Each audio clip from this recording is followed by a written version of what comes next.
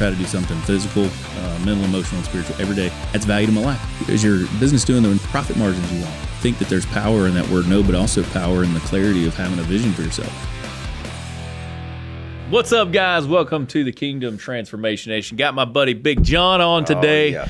We're going to talk about everything from supplements to working out to being a dad to body dysmorphia to lifting weights to probably some form and even steroids, and talk about the struggles that young guys deal with. And I mean, you and I have both been there, and we grew up in an era where there was a lot going on in like movies and WWE and just seeing what we thought men looked like. I remember in Commando with Arnold Schwarzenegger, the scene where he's carrying the log, you know? Yeah. And I'm like, that guy is that's what I want to be when I grow up. Yeah. But I didn't know at the time what that meant from a workout perspective or from a food consumption calorie perspective or even taking steroids. And honestly, that expectation led me down a lot of broken roads in life. And so one of the things we'll talk about today is just honesty and transparency about all of that and what it takes to even get to that stage. And then talk about some bodybuilding stuff and like what the expense of that looks like, and then what's the reward for. Like a lot of us, we chase things, right, for some sort of level of fulfillment, whether that's, and it could be good things. It could be a good sport. It could be good for you. But a lot of us, we chase things, and I chased like that.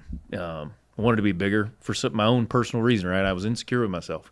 So I had a lot of personal issues and depression and anxiety that I was trying to deal with, and I was trying to mask that, right, with that. And then also like alcohol addiction and all kinds of other stuff. And so I found myself at a really empty, lonely place where I was like suicidal and just miserable in life. And I'd had enough. So we're going to talk about all that stuff. But give us a little bit of introduction. Tell us about kind of yourself and how you ended up in South Carolina and the whole journey. Well, good to be here, Justin. I appreciate, being on here. John Fournier. Yeah. Yeah, man, I am a gym rat 101. Okay. How old are you? Just turned 40. 40. So, yeah, the hairline's going a little. Yeah. This wrinkles on the forehead. You look in the mirror, you're like, it's happening. You wake up, everything's cracking. Yeah. All that good stuff. But yeah, man, my fitness journey kind of started when I was a teenager, where 13, 14 years old in a gym looking at the Jack guys. Yeah. Your movie was Commando. Mine was Predator. Yeah, I think Predator. that was the most Jack cast of all time. Yeah. But, that was a good one. That was a good one. There's Jesse no Ventura? cast. Yes. Yeah. There was Carl Weathers. Yes. Whoever You're the right. Indian guy was. Yes. They were all jacked to the gills. Emotions. Yeah. That was a great one. You're right. Yeah. So same thing. Like kind of stuck in my brain. Like that's what I gotta be. Dude, that's me. Yeah. Yeah. Guns. Yeah. Muscles. Yeah. Let's do it. Sweaty. Fighting in the jungle. Yeah. But yeah, so I started in a gym just picking up weights. Had no intention of bodybuilding, anything like that. Just kept me out of trouble. And then, just slowly migrated into a career. Sure. I had other opportunities come as I grew up and got older, but my pillar has always been the gym. Where as I've got older and look back, some people look at the gym as, it's their escape for an hour, which it is, but it's not just like weight you're putting on a bar. Right. It's like what we talked about earlier. It's depression. It's fights with your wife. It's alcohol. It's whatever it is you're loading onto that bar for an hour a day or whatever, and you can just rip it. Yeah. And that's what I fell in love with. That's what I felt, not even knowing at the time, but just the rawness of it. Well, and it does feel good. Oh, yeah. There's nothing better than a good, juicy chest pump. Yeah. You walk out of there feeling jacked. Yeah, it sounds very, like you're all selfish and all about it. But as I coach guys now, sure, there's nothing wrong with saying I want to take my shirt off and feel good. Yeah. And I think actually that's a healthy thing. Like, yeah. As men, we should be self-confident enough and healthy enough. Like if you look at pictures, kind of a little bit off subject, but like you go back to like 50s, 60s, 70s, and maybe 80s, there were a lot of overweight people on the beach. And so there's a whole pandemic behind that whole subject. But yeah, I agree with you. I think it's a healthy thing to be like, hey, yeah, you know what? I feel good with my shirt off. Yeah. And it's something you can't fake. Yeah. Yeah, we can talk about steroids later, and sure, they help enhance things. But right. There's a lot. Anybody I see in shape, anybody, male, female, whatever, I tip my hat to. Sure. Because you can take all the gear you want. It's not Mario eating a mushroom. Right. You're not going to do. Yeah, like, just you swell still up. got to put in the work. So that's what I just love about it is it's simple. Hard-ass work, your own hands, and what you can create. But that's what I still love about the gym today. I've owned a gym. I'm a general manager now. or an adult babysitter, as I Right. say. Yeah. All the you're the master complaint department. Yeah, man. There's just something about fitness that all walks of life, you want to be better in some type of way. Yeah. And it's these kind of conversations that I have with men specifically daily, especially this young generation. Sure. That it is, whether it's social media, things are getting skewed. Sure. Where it's, what can I do to get like likes on this workout I'm doing? And that foundation of why you're doing it is gone. And it's trying to fill a void of. They're chasing that influencer. Yeah. So I think the gym is still a net positive. But I see that pendulum of struggles every day of kids with, they see the trend twins or, everybody makes content and does their things. But these young kids that want to get on these crazy cycles at 20, 21 years old.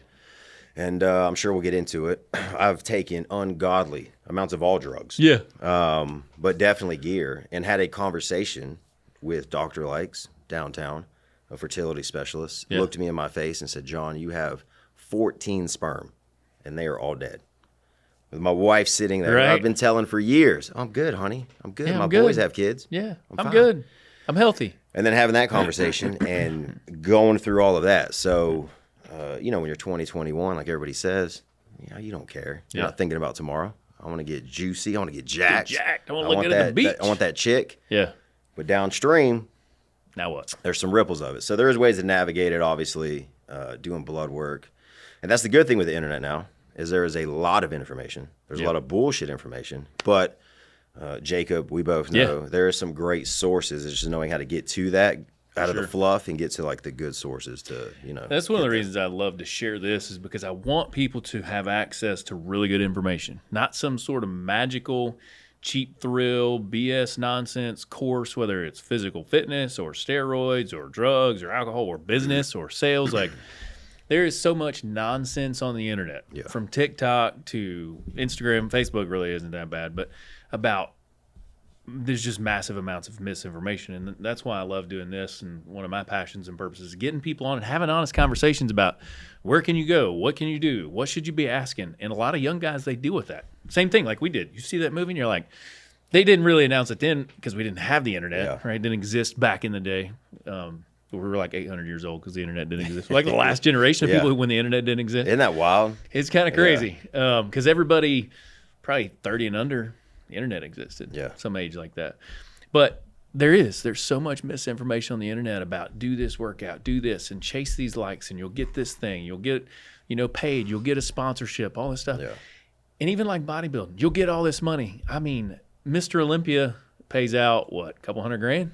I know they raised it this year. I don't know what it is because that's where they get a lot of people. They have a total prize of, let's say, $1 million. Right. That's divvied between all the winners. So, I think it was $400,000 ish.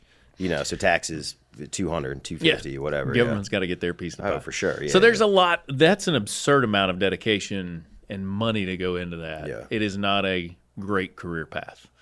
I think being healthy and getting in the gym and all those things, again, feeling good, being confident in yourself. I love lifting weights. I'm going to say I love that pump. I love going to the gym in the mornings and freaking wearing it out. And I love sweating, right? It just makes me feel good, And then when you do have a T-shirt on or you're at the beach and it's like, oh, that guy's jacked, it feels good. There's nothing wrong with that. 100%. But let's talk about some of that misinformation that you have conversations with these young guys talking about, and then some of the later repercussions in life. And also, like, more's not always better, right? People are like, man, I gotta get on a trend cycle. Yeah. It's like, do you even know what your blood work is, or do you know why, right? Yeah, like, what's 100%. What's the purpose that you want to do that? I want to look like this guy. Well, let's talk about his food and his nutrition and his calorie intake or his macros, and then what his workout looks like, because he ain't just shooting himself up. There's a lot more to it than that, Yeah. No, you're 100% right, and I think big, easy, key pieces to focus on, especially for these young guys, are, and I'm just going to be 100% transparent with what I see typically at gyms that I've worked at, and I've worked at Gold's, EOS, Crunch now, is kids, not all, do not train. Right. They next time you're training, see how many kids are actually sweating. Yeah. None. It's do a set, and I'm just as guilty. Sure. Phone. Yeah. Change my song. Yeah, check Instagram. 3 minutes later, another, and it's just a bullshit thing. So, to me, the number one pillar you can focus on is training. Okay. is I go back to the iPod Shuffle, which most of these people won't even know what that is. But just get away from your phone, or whatever you need to do. But training, number one. I know a lot of people say nutrition, but I think training is the ultimate, the foundation, the pillar. Nutrition obviously is key. You can't you eat shit, you're gonna look like shit, right? Unless you're some genetic phenom, right? And there's a few of those out there. Oh, for sure. Those are your Olympians. And 99.999% of people that are going to see this are not going to be even a pro, let alone Mr. Olympia. Not happening. Yeah, it's just not in the cards. So, anyways, to get back to it, I say training number one, and just enjoy training. Right. Even there's so much overthinking now of, a supinated lat pull down ISO that, right, and your back looks like a half deflated kiddie pool. Right. Like, you don't even just doesn't matter. train, just rip it, and just put some wraps on, and obviously safely, but get back to just training hard, and that's such a key element. The way when I train clients is just like investing money. Yeah, what's going to give you your best bang for the buck? Sure, this one machine that you can train a monkey to do. Yeah, or getting a barbell. It's the synergistically. So, and then obviously the food, but. The big thing, obviously, drugs. Sure. And I'm not naive. All these kids, they're going to do it. Sure. So I've had that battle of do I tell them what to do or how to do it? And I've just come to the point that these kids are going to do it. They're going to do it. They're going to. So I try to just at least give them the information to keep them safe. And number one, like you said, is blood work. Yeah. And there's a million. Private MD Labs is one that I use. Jacob at TNS, he's another great resource to even know where you're at before you even have that conversation. Right. And if I was talking to younger, 24, I think when I started my first cycle, that's one thing I would have loved to know is where am I at naturally, bare bones. And am I hitting eat training, recovery, every metric you can get maxed before you start gear? Yeah. You're going to go up even higher. Well, a lot of people, they miss all that because they think that, they think that running gear is that magical key, but it's not. Like you said, it really is training, the basics, the foundational stuff of your body and the mechanics of lifting and understanding that, and then nutrition and recovery and sleep and those kind of things, and then the blood work and understanding those things. It's like everything else. You go spend, and that's why I love Jacob, because he won't tell you to buy $1,000 worth of supplements. Oh yeah, he'll be like, he'll brother, turn you away. Yeah, he'll be like, that's not going to help you. You need these 5 things, or you need ginger or whatever. He's going to give you the best advice. But I know a lot of people, and I was guilty of it too when I was a kid. Every penny I saved up, I was down at GNC buying every mass gainer, all the stuff. I'm I need all this, and you get it. And MD magazines, and all that. Yeah, for sure. The funny thing about that is, before the internet, when we had to read magazines, right?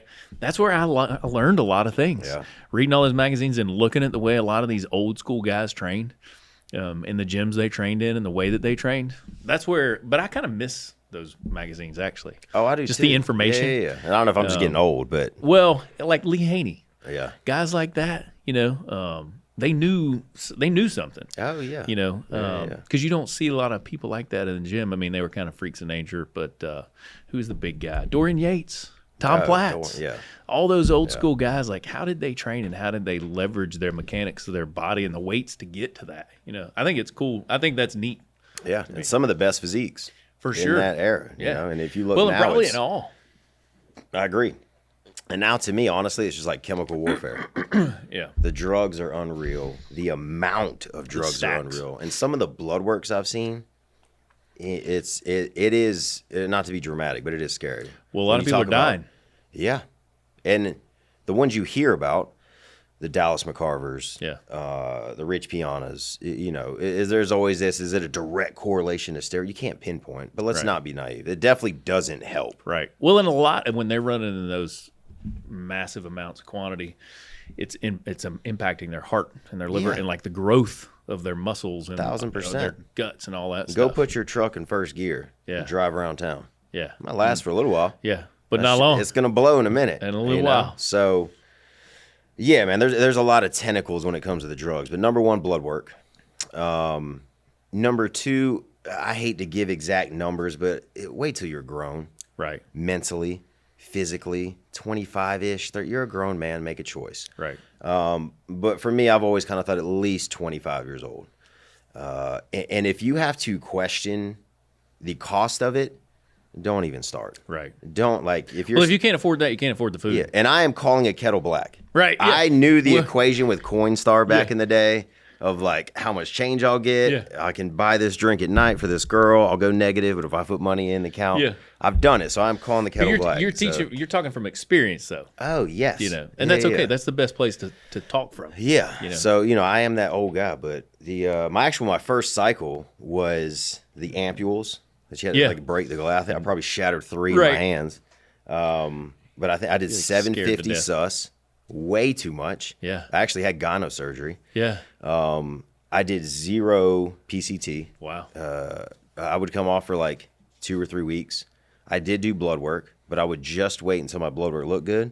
Oh, I'm healthy. Blasted. Get right back on. And luckily, there's 2 parts of that genetic component: how you physically look, but also internally how your body can handle the drugs. Luckily, I've done every type of stress test, angiograms, echocardiograms, and luckily, I haven't done crazy damage. Yeah. Kidneys are fine, liver, all that good stuff. But besides the fertility, that was the main one that really could have affected my life and possibly did. That really affected me downstream. But I've seen some gnarly kids in their 30s, dialysis, some crazy things that, again, I get it. When you're 20, you don't care. Right. You want to look like the new Instagram. Well, and what's unfortunate is they usually don't get there. No. At the expense of it. Yeah. You know what I'm saying? Like they think that running this massive cycle and spending all this money, and they really are, like you said, running their whole body in first gear for a long time, but then they're not putting in the training effort, right? Or style or the nutrition. And so they're really just harming themselves. That's why I was telling you, a good friend of mine ended up in the hospital. Like that dude wasn't winning no shows, He's just hurting himself at the expense of what? Like for you paid money to get into a show that if you win, you're going to get a plastic trophy. Now, I'm not saying that bodybuilding can't be a great, fun sport for some people, but really what I'm trying to drive home is for those young kids that are like, man, I think I just need to run a pile of gear. And like you said, get everything else in alignment first, right? Pay attention to your training. Hire a coach. Go ask somebody how they should train. Find somebody and be like, hey, like you, that's older and bigger and has been down that road and dealt with some of the issues later on in life. And you're like, hey, man, I get it. We're going to have an honest conversation about the whole thing, from training to nutrition to sleep to fertility to drugs, right? That's a great resource for people to be able to lean into. Because otherwise they're going to go to the internet and be like, I want to look like that guy. Then they're going to go find somebody that wants to sell them some gear, and they're going to sell them a ton of stuff because they're going to be like, bro, you need this, you need this, you need this, you need to take that. If you want to get this, you got to do that, and you got to do this. They spend all this money, they're going to buy all this stuff, have no clue what they're doing. Yeah. And that's there is the coaching topic is a hot one for me because I don't like to put anybody on blast, but there's I've seen protocols from coaches that just are just irresponsible. Right. And I can understand like the business side. You're regurgitating what you were taught. You really don't even understand what you were giving out to these kids. But really, really research some good coaches. And, not to name drop, but Jacob, I know he's not a coach, but he's a great resource. Man, he's just a great good dude. guy. Just a good dude. I agree. And I don't say that about a lot of people. Like, I honestly don't give a shit what most people think about me. Yeah. Jacob, I value his opinion of me, for sure. Dusty Hanshaw, he's a good coach. Old school guy. Old school, but he's gonna be brutally honest with you. Yeah. Ben Cure, he's great. But yeah, I mean, there's some good coaches out there. It's just knowing how to get past the bullshit. If you get a protocol, hey, at 4 weeks you're gonna do this, then at 6 you're gonna add this, run. Yeah. If your coach does not ask for blood work out the gate, run. Yeah. Because if you can't afford $100 thing for labs for blood work, you have no business going down that road. Hiring a coach for $200-300 a month or whatever. Yeah. But yeah, that's a touchy subject for me because I've seen some stuff that it's just like, man, you were destroying this kid's. Which he's grown, he can make a choice. I've seen it from some people that supply those things. Yeah. It's like, hey, that is not a good thing, and usually they can't afford to run it long enough for it to really be an issue. Yeah. But if you do, it really can become an issue. And then also like the whole concept of like the cleanliness of it, like they're not learning any good health aspects about any of that. Yeah, and don't get it twisted, it's a drug. Sure. I take testosterone right now. Yeah. TRT, HRT, whatever H word, or fancy word you want to use, but it is a drug. It is a drug. Yeah. It is addictive. Yeah. When I was trying to get my wife pregnant, I had to come off for a year. Yeah. And then get on HCG, Clomid. And it was one of the worst, miserable mental experiences I've ever had. Because you're starting to back off. Every metric of life sucked. Yeah. Yeah. My wife had all these apps like, oh, I used to call it hump and dump. Yeah. Like, oh, I got to try to get a boner, have a good boner, like zero passion. Yeah. You do your thing. Do the deed. Pillows under, lit, whatever. like the whole nine. It was a terrible experience. So, man, that was just like the worst. And now, granted, got her pregnant, blessed beyond belief. And I also know you're a man of faith. Yeah. I don't say struggle, but I don't know if God is real or not, if I'm being honest. Sure. Yeah. But that was one key aspect that I was like, you're like, all right. The situation I was dealt, the conversations I had with God in my mind of what I consider a God, definitely changed my perspective a little. Sure. Going from one doctor, actually I'll say his name, Travis McCoy, I'm not a fan, telling my wife had some issues as well, and I was obviously just in the gutter. Right. And he pretty much just in a joking way said like, oh, man, I'm not betting on you guys to have kids. Like, yeah. And then going to see Dr. Likes, who I can't say enough good things about. That man is an amazing, that's cool, just human. Just, and that's what he didn't bullshit us. He told us like, man, this is going to be a struggle, but let's get after it. Yeah. I loved it. But that's like anything else. Yeah. Like, it's like, all right, how do we find people that are out of the box problem solvers where it's going to be a challenge? Yeah. But like he loves his job. That's cool. I buy him Jack, Zane's birthday, take him out. Like, he's just a good man. So anybody in that realm, Dr. Likes, amazing. There you go. It's good to know. He's in Greenville.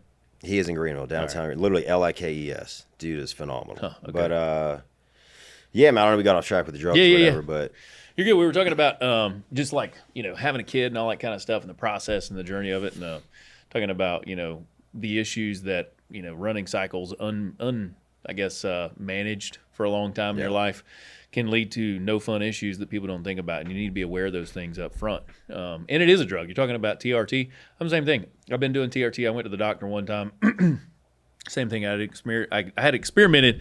I thought I wanted to be some sort of bodybuilder, powerlifter, and I didn't understand what that meant, right? I just thought that it meant something and that I needed to do some sort of drugs to get there. So I ran like a trend blend, right? I was like, man, this is going to get it. Oh, yeah. This is just going to be the trick. Now, I trained pretty hard, but I didn't have the nutrition. I didn't have the sleep. I was drinking too much alcohol. Like, it just wasn't a good math problem. Yeah. And so I go to get my blood work done. Doctor's like, you have no testosterone, right? And I'm like, well, how can that be? I work out and I do all these things and I'm taking all this stuff. And they actually ran it twice. She's like, this can't be right. And now I was not being fully transparent with them and everything that I was doing. I'm like, oh, I don't know what you're talking about. Yeah. And so anyway, she's like, well, you need to take testosterone. And so ever since then, I've been on TRT, which probably has been a result of some of the things that I mismanaged in my own life early on. Yeah. And now I have to deal with that. And then the continued blood work and the process of managing all that, which in the beginning I didn't think about, right? What's this going to look like in 20 years? Yeah. And there's a lot to that, right? Oh, yeah. And then explaining that to your wife and having those conversations, all that kind of stuff that you don't think about when you're young and you want to look like Arnold Schwarzenegger. But I'll tell you this too, you can get pretty jacked without running a bunch of stuff. If you work out right, especially when you're young and your testosterone levels are probably where they should be, you can get pretty jacked. Yeah. I mean, if you truly if that's really what you want to do. Yes. The training, the sleep, the recovery.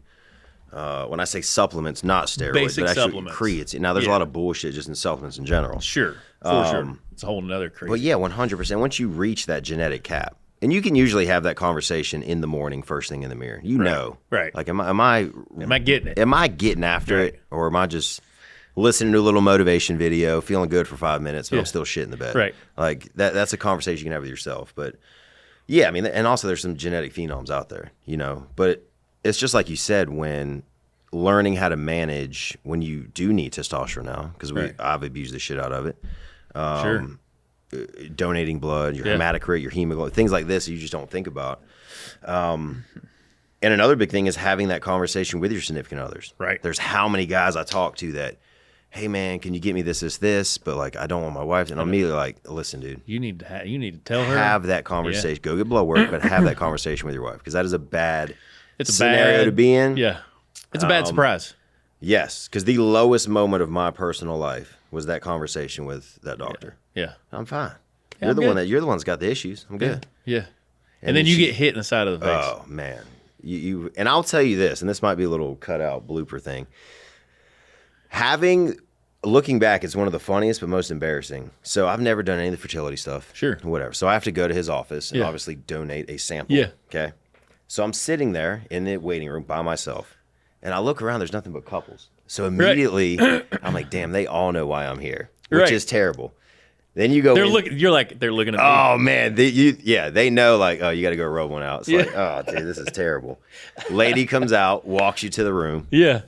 It literally has this kind of light, Right. You're sitting with there. like a lazy boy with that chiropractic paper on it. Yeah. That you're just like, You're like, oh this is- my you're like, this is gosh, awkward. yes. And then it's like, I need to hurry up. Yeah. Was taking too long. Yeah. Yeah. And then you're thinking about it. Oh and then yeah. Yeah. You're hearing Debbie outside Yeah. the door, like, wow, what are we eating for lunch? Yeah. You're like, oh god. Yeah, So this is awkward. terrible experience, but That's like a lot of medical stuff in the military. oh man, yeah. I've never been in the military. I was a military brat. Yeah. Totally off. But I've heard some crazy stories. And also speaking of fertility, there's a lot of people, not even in the bodybuilding world, that struggle with fertility. Sure. And that was a big thing with me, was like tying into fatherhood. Got my wife pregnant, super blessed, and then had my son Zane. But then I was 35 when I had Zane, and I struggled immensely that first year of, I don't know what to like pinpoint it to, but I didn't have this is the greatest thing that happened to me. Yeah. There was a lot of like, holy shit, what did I just do? What is this? What am I doing? The guilt with that. The like, man, I did all of this, like my wife taking fertility drugs, and now I'm having thoughts of like, I don't even want this to happen. I didn't want to be here. Yeah, like what? That was a low moment for me. That everybody, oh, how you doing? Oh, I'm great, man. It was the best day of my life. Inside, you're like, I hate life. Yeah, like, man, and that was a slow growth. Now looking back, he just turned 6. I would go through it 10 times worse. But in that moment, you change his diaper, boom, crying shit. Like, dude, what do you want, man? Right. I'm about to throw your ass out a window. Yeah. Like, You're like, don't, but I'm just like, dude, I can't, like, this is going to sound weird, but the baby shaking, I get it. Yeah. Like, you get to that just like, man, to the edge. I got to take a lap. Yeah. Like, I'm out. and that was a real big struggle for me of like, not to go in the weeds here, but I didn't come from the best blueprint dad in your Family life. household. Yeah, my parents aren't together. So you literally were just thrown in you're like, here you go.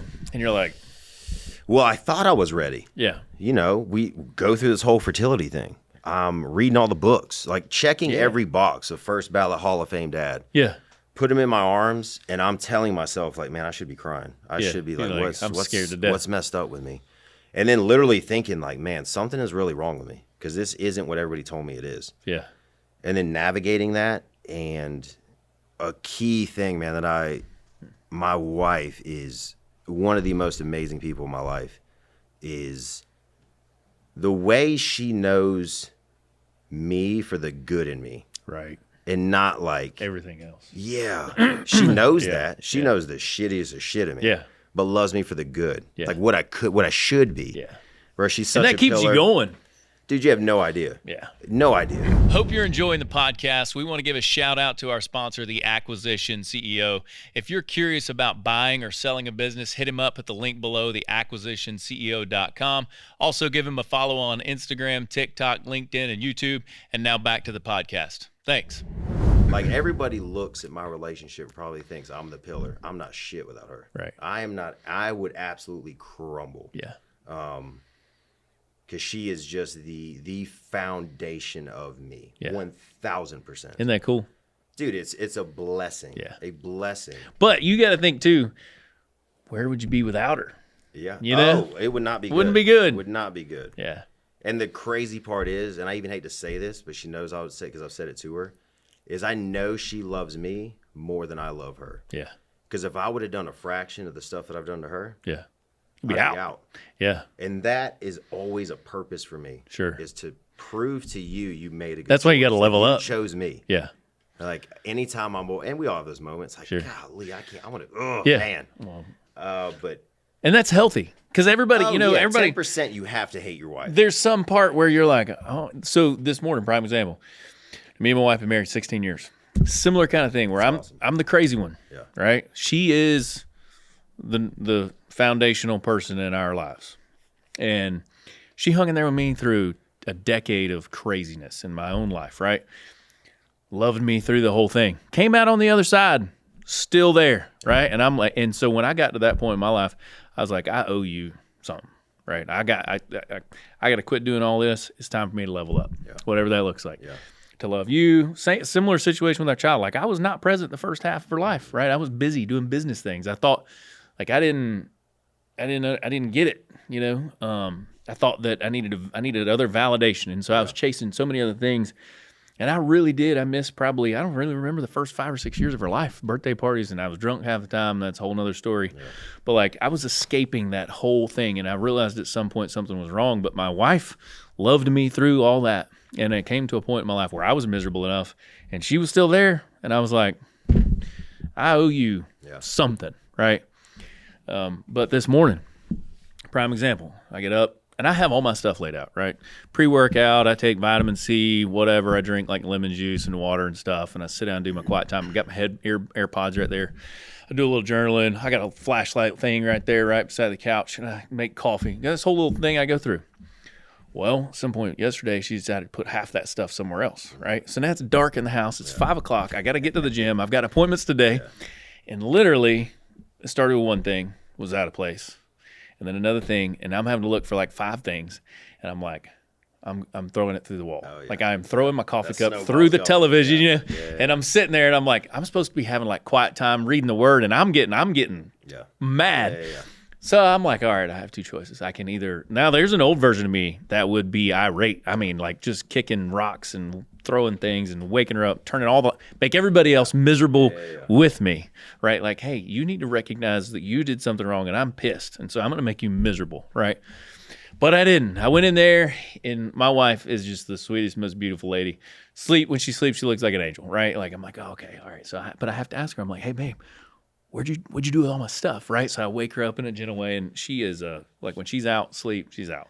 But she had a flashlight right there on her nightstand. She's like, here, use this one again, just super sweet. But one of those moments where you're talking about like there's some parts of your marriage where like I'm pissed, because you touch my stuff. I feel like a 5-year-old. Like, who cares? Yeah.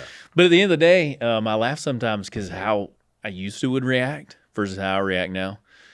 But I definitely think that it's healthy to have those disagreements and communicate that. And so when I got home from the gym this morning for my first appointment at 9 o'clock, I told her, I was like, babe, I was about to have a moment, this morning. And she's like, why? I'm like, well, you took 5 out of 7 things I use every morning for a long time and put them somewhere else.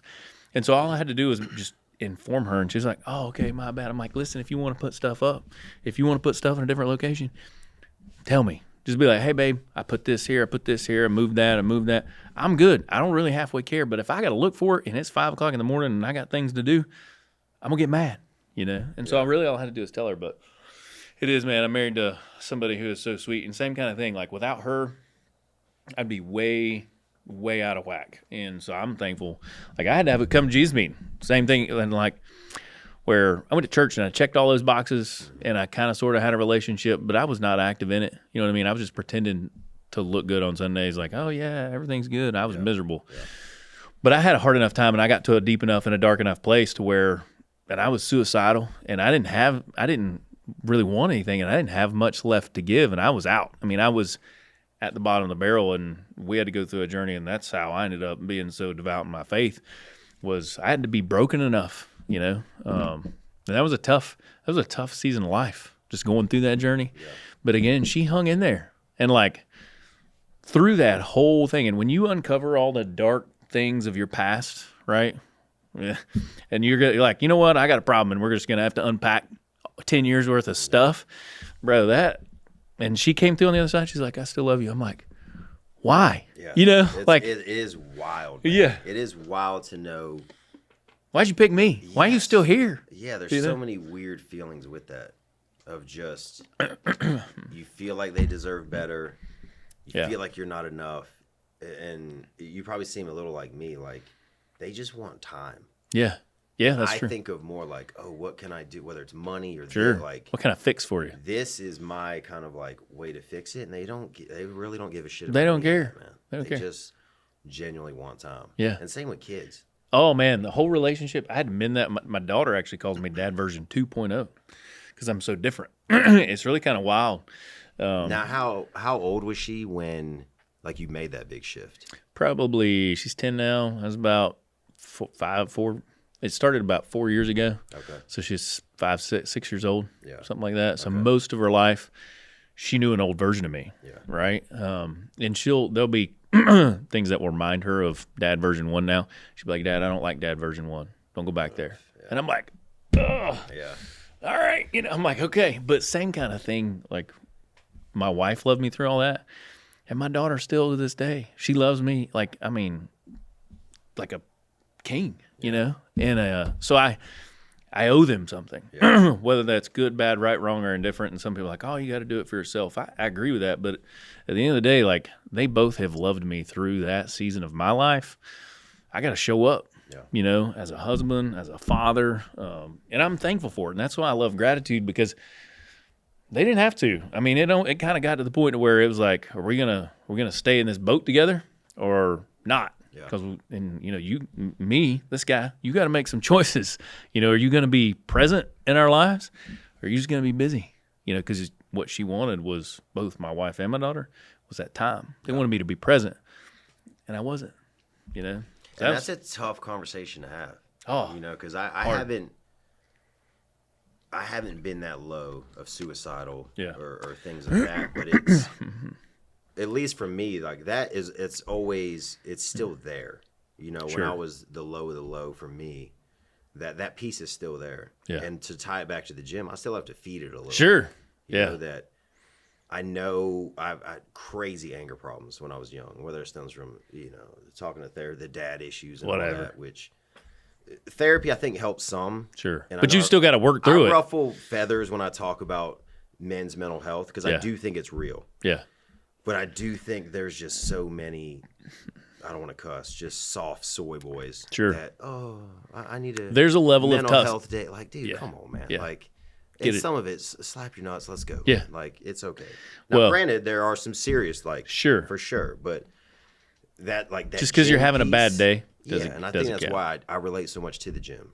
Was not to get all dramatic here, but I didn't really have a dad in my life. Sure. It didn't teach me how to kiss a girl, drive a car, none of that. But the gym never went anywhere. Yeah. I could control the environment. Yeah. I knew what that bar felt like. I could be as mad as I want, and like, that is always going to be there. Yeah. The gym ain't going nowhere. And still to this day, I tie a lot of religion and gym where people get baptized. It's Yeah. new, it's fresh, this is exciting. I like it, it's easy. As time goes on, Gets a the little tougher. porn, the alcohol, the whatever starts it's hard. Same as fitness. Yeah. You start, but I lost 20 pounds. I feel good, man. Now you're Dude. back on it. Yeah, it gets harder and harder to Yeah. check those boxes every day and get those wins. So They get comfortable. yeah, and that was even to go back to the religion thing. Marrying my wife. Besides my wife, the next person I'm scared of the most is her mother, Oh, yeah. Miss Teresa. I love her. She's probably 100 pounds soaking wet. But when I asked her dad, said, "Hey, I'd love to have her hand in marriage," blah blah blah. Yeah. Oh, yeah, John, I love you. Boom, awesome. Great guy. Mom, I'll be right back. So man, she walked upstairs, came down with a yellow notepad, flipped it over, and I just saw questions. I said, "Woof." She had him written down. Written down, ready. And I'm Oh, talking she about been waiting to pull that the out. very first one she said, "Do you believe in God?" And I was honest as can be. Yeah. I said, "No, I do not." Yeah. Or I don't know. Yeah. And she calls it the passport. Yeah. That she goes, "I always want you to work on your passport." So every time I see her now, she's working on that passport. And This is a sweet lady. oh man, she is, dude. The whole I used to think her family was weird. If I'm Yeah. being honest. Sure. Sunday dinners, family, all cousin, everybody. Because you didn't grow up that way. I didn't. Yeah. So I literally would So leave you're like- there, and I'm like, dude, this is weird. It's like Yeah. a cult. Yeah. But now, it's the most beautiful thing ever. Like, and to know my son gets to be fostered in that is amazing. Well, and it's love. That's what it is. Man, it's beyond love. It's something you can't even explain in words. Well, and it's like a different language. When you don't, when you didn't grow up with that, you didn't have it, and you see it, and you experience, and you're kind of like, that's kind of weird, you know? Yeah. They why they treat each other that way? That don't make no sense. Like they ought to be fighting and screaming or yelling or whatever that looks like, and so it's just uncomfortable. Yeah, and I had a good childhood. Yeah, my parents both loved me to death, but it's definitely, especially when you have kids and you look back at certain things. Yeah, and you know, I feel like your dad's always in different phases. Sure. Where your dad's your hero. Yeah. And then it's like you hate your dad. Yeah. And now I'm at the point now where it's like, man, you did the best you could with the tools you had. With what you had. You had a shit dad. Yeah. So it kind of recycled to you. Right. And that's where honestly I wanted to ask you was like, why I asked that question about the pivot is Zane just turned 6. Yeah. I struggle a lot with that when my time with him a lot is the bedtime. Yeah. Like I get home, do a shower, boom, boom, boom. And I always struggle with the guilt of like, I'm not there. Dude, I get the opportunity to create his memories. Like you almost get a mulligan with yourself. Sure. Yeah, you kind of get a shot. Yeah. Yeah. And it's like I put him to bed and I leave and I always have this overwhelming feeling of like, man, did I do anything today that he's going to be like, that's my dad. Yeah. Like my first memories of my dad are not the best. Right. And I don't want to like repeat that. Like how do you navigate that? Do you struggle with that at all or think like that, or you just kind of each day just try to? So one of the things, the old version of me didn't pay any attention, right? I didn't halfway care. Yeah. Sounds terrible, but I didn't. I was busy and life was kind of halfway miserable. So it wasn't important, you know?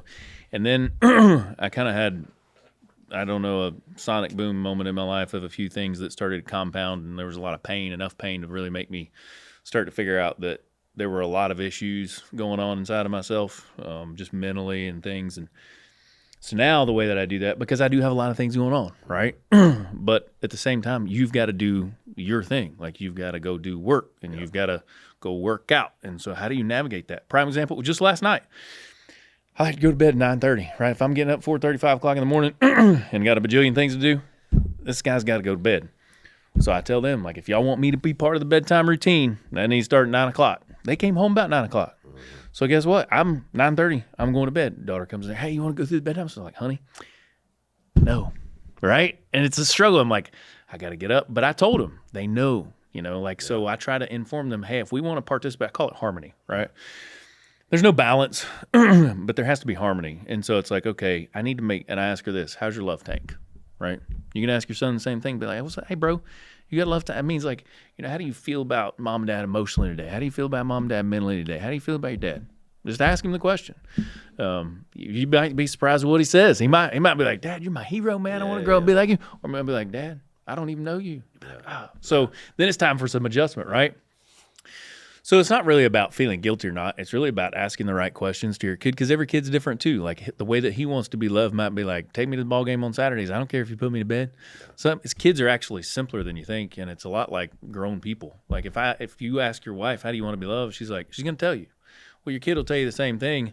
A lot of times we assume how our kids want to be loved because of what we knew as a kid or what we know as an adult. Yeah. So quality time may not be his thing. It may be like he wants to go to a car show with dad, or he may wants to go to the gym and work out with dad. It may be something totally different. Yeah. But I used to really struggle with not paying her any attention at all, and that's why she calls me Dad 2.0, because now I ask her that question, and I know what her love language is, and I know that it's time. It's quality time. Like she wants to spend time with me. She loves and physical touch. She wants to snuggle. She wants a hug. So that means that we have to make time throughout the week, and I time block it, right? I put it on my calendar. That's one of the things is intentional family time. I have standards each day, and one of them is intentional family time, like where I take my phone and I put it somewhere else. And if she wants to build a puzzle, we build a puzzle. I love it. She wants to color, we're going to color. She wants me to read her a book, whatever you want to do. You want to watch a movie for 30 minutes or an hour? All right, let's chill out. You want to go for a walk? You want to go feed the goats? Whatever that looks like. Yeah.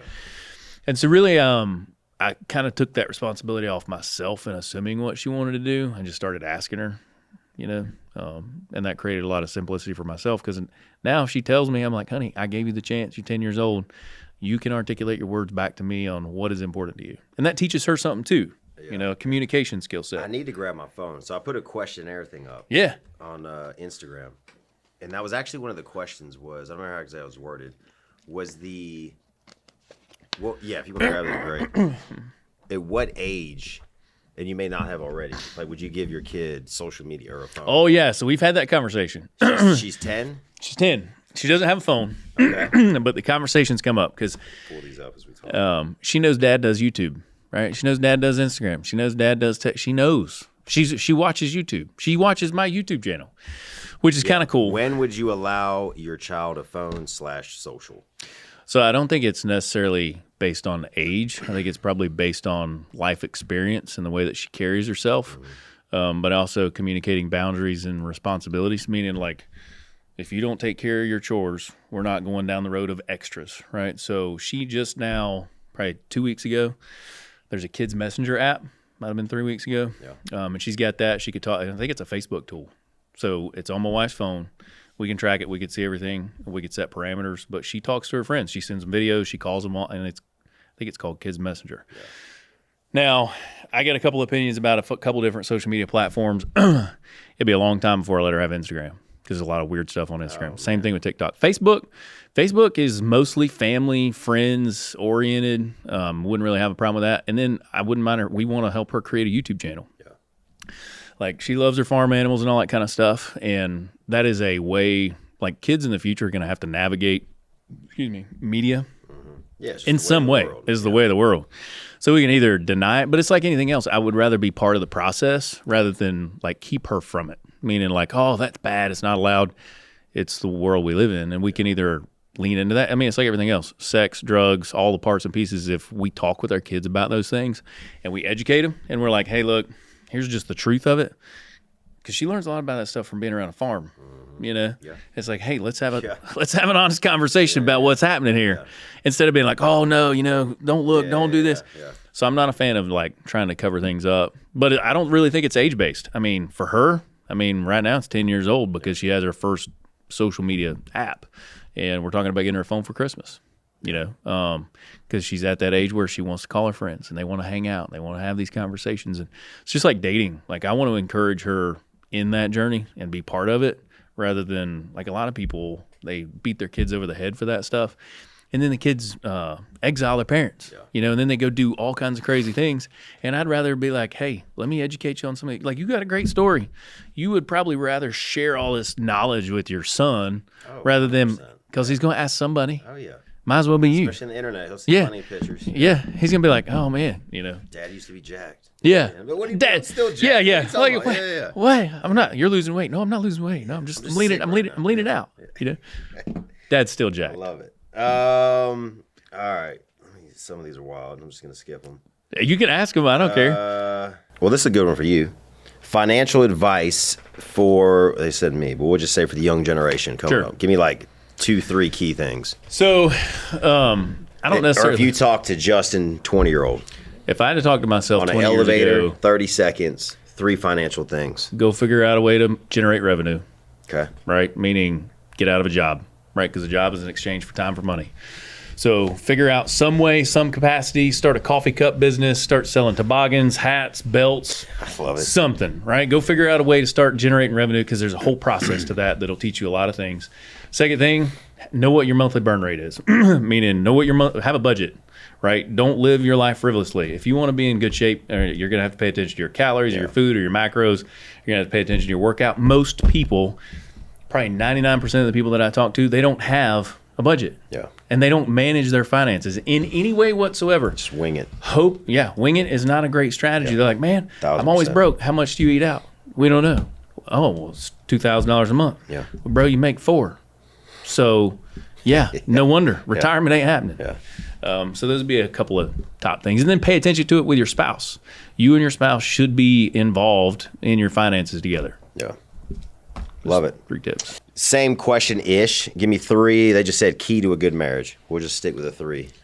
Transparency, even when it sucks, right? Oh, yeah. Because most of the time, transparency does suck. Yeah. Like, so probably transparency, and then understanding each other, like knowing what each other's love language is. I think that's really important, because the way that I like to be loved is very different than the way my wife likes to be loved. And one dangerous thing about that is if you don't know how your spouse likes to be loved, someone else will. right? So if you want your toes sucked on Friday night, Yeah. and your spouse ain't doing it, How do you know? you're right. Yeah, saw you in the locker room, bro. No, I'm just kidding. There's an Instagram video. It's my OnlyFans. Right? Yeah, that's right. Yeah, but somebody will. Somebody will come along and you'll be like, oh man, she hadn't done that in 20 years. Like, yeah, that's a great idea. So things will seep into your marriage, and then be in alignment on things when it comes to like your household. Like, okay, are we going to have a budget? Are we going to have a budget meeting? How are we going to handle social media? How are we going to handle our kids when they act out? How are we going to do these things? And you may not always be right, but you kind of got to be in each other's corner. So that'd be 3 things. Yeah, transparency, be in alignment together, and then know each other's love language. Good versus bad trainers. Yeah, that's a great question for you, probably. That is. Kim, shout out. Man, I'm just going to be honest. Sure. If you're fat, Yeah, I can't. I know. I don't disagree. It's a ruffle some feathers, but if your trainer needs a trainer. and when I say okay, if you are out of shape, when I say out of shape, like you don't have to be a bodybuilder or just some Greek god, Right. but you cannot coach somebody on motivation and discipline and be an If you ain't example got of it. health. If you're not in shape, Yeah. So to me, that's a number one red flag. If I'm not going to work with an out of shape trainer, if Sure. I'm just being honest. Well, it's a really interesting subject because a lot of people, whether you're coaching in some role, right, you've got to have the experience in it to coach it, right? You got to be able to teach those things. And if you don't have those things, then you're not going to be a very good teacher. You know, like if you wear size 60 pants and you eat McDonald's every day, Yeah. you're probably not going to be really great at teaching people how to be in great physical shape. I mean, you can't run down the field with them. Yeah. Do you struggle with this in your profession of, and I'm going to try to say this so it doesn't sound bad. It's okay, But- it can sound bad. Yeah, where it's like people will tell you or give you advice, but as they're telling you, you're like, you're not, why would I, Listen to you. yeah, like if you're telling me and what you're at in your life, like I want to be levels above that. Right. Like it's hard for me when, you know, the old guys in the gym or they're, I used to oh, be- you should put your money here or this or crypto. And I'm like, dude, your payment was just past due. Right. Like I don't, I ain't yeah, taking it's advice hard. from And always I'm like, man, I don't want to be that guy that I'm better than nobody. Right. But I'm always like, I'm going to take advice from people that are where I want to be. Sure. You know, if that Yeah. makes sense. Well, and I always encourage people to seek people out for advice that have the ability to give it to you. Yeah. Meaning, like, I like to seek advice from people that are smarter, bigger, faster, stronger, or some sort of capacity better than me in something because they've got the experience to help me navigate those challenges. So if I'm seeking some business advice or business wisdom, I'm going to find somebody that has something that I don't, right? Same thing in a physical capacity. If I'm going to ask somebody a training question, I'm going to ask somebody that's more jacked. If I have a nutrition question, I'm going to ask somebody that has abs and I don't. Like I'm going to ask somebody that has the experience and be like, hey, can you help me with this? And that's the power of having people around you is having access to those people where it's like, hey, man, you got some advice you could share with me. But I do think that that's a qualification that they should have. Yeah, for You sure. know? All right, for the group, you guys as well in the background. I don't know if they can even see them. This was a hot topic at the gym. Okay, what you got? I'll give everybody 30 seconds to digest it. More doors in the world, or are there more wheels in the world? Okay, digest it for a second. What is a door? Okay, and what is a wheel? So a door, you look at a door, obviously cabinets are a door. Okay. Okay, when it says a wheel, what defines a wheel is you look at it and say that's a wheel. So a bearing is not a wheel. Okay. But we'll go team doors for a minute. Cruise ships, hotels, skyscrapers, lockers, cabinets in a house. Some strong points. Team wheels, Hot Wheel cars, regular cars with a spare tire, All the toys and all that kind of office chairs, wheels on this. Are there more wheels? Yeah, so are You you know- team wheels or team doors? You know, there's a lot. Talking about lockers and gyms. Yeah. They have the layout of those in every gym. Because gym bags, if they would make them to where they went this way or some other configuration, you know. Like an airplane? Yeah. Kind of, yeah. Because that's a most good gym point. bags, they lay lengthwise and you got to turn them up sideways and jam them in there. Yeah. I've always been lucky that I worked at a gym, literally my you didn't have entire to life, carry so your just stuff throw it in in my there. office, yeah. Which pet peeve of mine, and we can edit this out, do you have a Wolfpack bag? I hope you don't. Okay, because it's gonna get awkward. Yeah. Dude, that's the number one cringe for me. Yeah. If you have those patches, Yeah. it's like, oh, Look at me. yeah, Yeah. IFBB coach. I'm Oh, like, yeah. oh, dude, it's You're like, terrible. oh gosh. Yeah. Yeah, there's certain things like that are those cringy things. And it's like a fad. Yeah. You know, and it's for a like, little bit. You know, you don't have to do that. All right. All right, what do Team we got? doors, Wheels team and doors. wheels. The number of doors. Wheels. Team wheels. Okay. We're both wheels. You're both wheels. Hey, think about all the Hot Wheels in the world. I yeah, agree. but if you look at the doors on, hotels and airplanes and car doors and cabinet doors.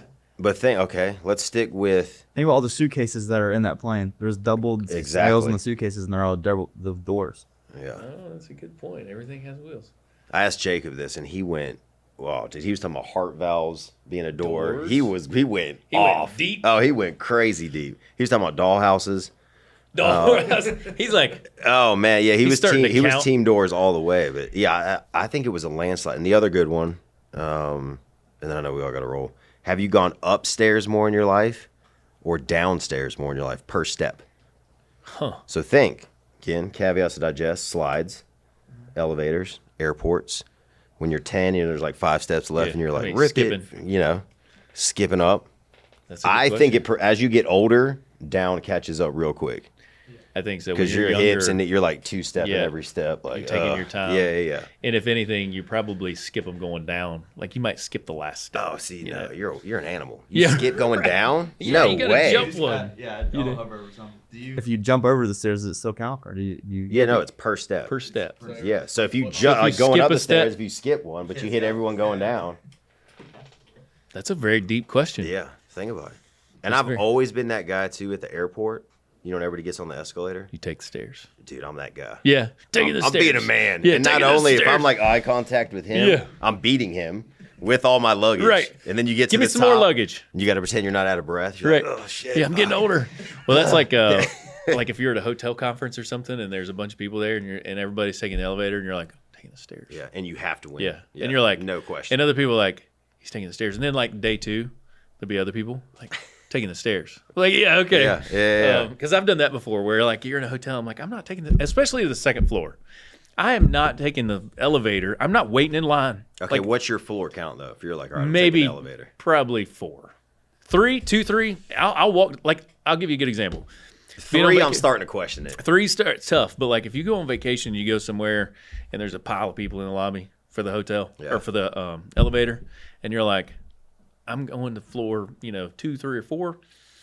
I can walk and outrun it. It's like people that wait 15 minutes for a parking space. I'm like, Yeah, you could take that's fair. 50 more steps and park and be in Walmart than wait 10 minutes for this car to back out of this parking spot.